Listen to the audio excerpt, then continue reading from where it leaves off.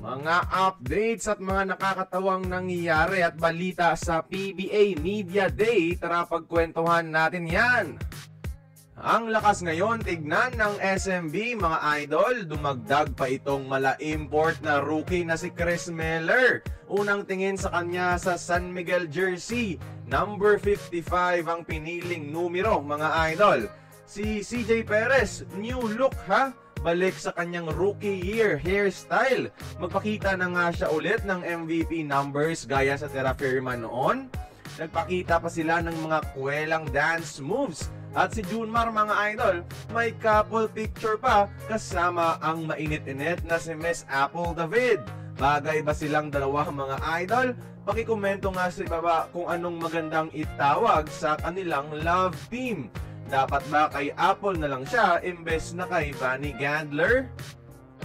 Samantala, yung Rain or Shine, binida naman ang boy band sa napakapoging players sa kanilang roster. At syempre, ito ang unang tingin sa legendary Stan the Man Pringle in a Rain or Shine jersey mga idol. Pasabog din ng Phoenix ang kanilang bagong point guard na si Evan Nele. Unang tingin sa Fuel Masters jersey na tiyak mapapakinabangan talaga siya sa paparating na season.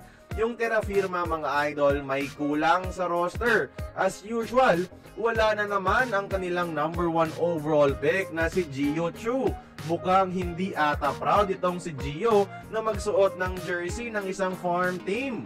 Well, alam naman niya na after 2 years, biyahing SMC naman siya. Balik na rin pala ng PBA itong si Prince Rivero mga idol.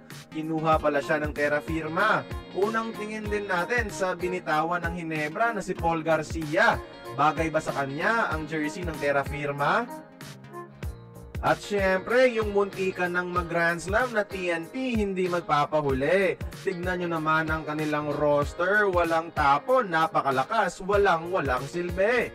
Unang tingin na rin sa TNT jersey ng mga bagong kuha nila na si Kevin Ferrer na papalakasin palalo ang scoring sa kanilang forward department at ang high flyer na si Tyrose Hill na siya namang magmamando sa kanilang depensa. Iilan lang yan sa mga kaganapan sa Day 1 ng PBA 50th Season Media Day. Kaya kayo, na-excite pa rin ba kayo manood ng PBA o kagaya ko na hindi na? Join the conversation, magkomento lamang sa ibaba.